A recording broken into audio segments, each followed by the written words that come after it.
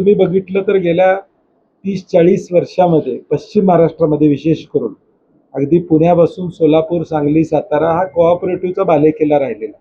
इथं पक्षविरहित सहकारी संस्थांच्या निवडणुका लढवल्या गेल्या म्हणून या संस्था टिकल्या.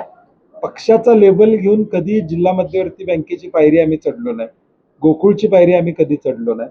त्यामुळं शेवटी ही 5.5 लाख शेतकऱ्यांशी निगडीत संस्था आहे.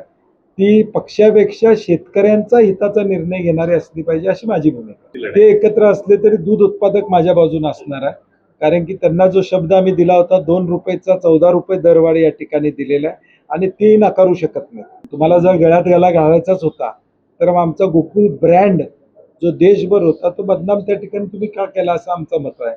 म्हणजे मी म्हणलं तसं भावकीचं अजून मिटलेलं नाही का मिटलंय हे माहीत नाही. त्यामुळे ते ज्यावेळी पॅनल होईल, प्रत्यक्ष निवडणूक लागेल त्याच वेळी सगळ्या गोष्टी पुढे येतील की गोकुळ ब्रँड टिकला पाहिजे यासाठी कोण प्रायोरिटी देणार आहे.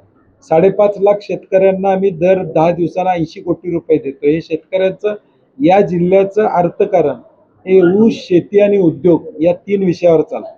ऊस आणि दूध हा महत्वाचा घटक या जिल्ह्याच्या अर्थकारणावर आहे आणि म्हणून तो सुरक्षित ठेवणं ही माझ्यासारख्या कार्यकर्त्याची जबाबदारी.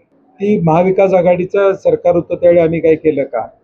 तुम्ही महायुतीचे चेअरमन म्हणून त्या ठिकाणी बसलात.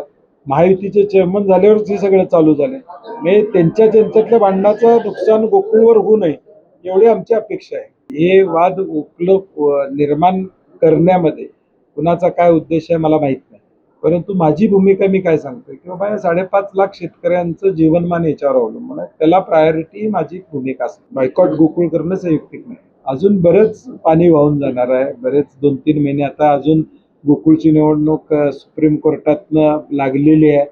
परत त्याच्यावर काय होणार आहे चर्चा अशी आम्हाला ऐकायला मिळते, काय माहीत नाही. रणांगण जसं जसं येईल तसं तसं मोरे ऑटोमॅटिकली आत्ताच सगळे सांगण्यात पॉईंट नाही होतील ना. शेवटी 25 उमेदवार आमचे उभे राहणार हे एवढं कन्फर्म आहे.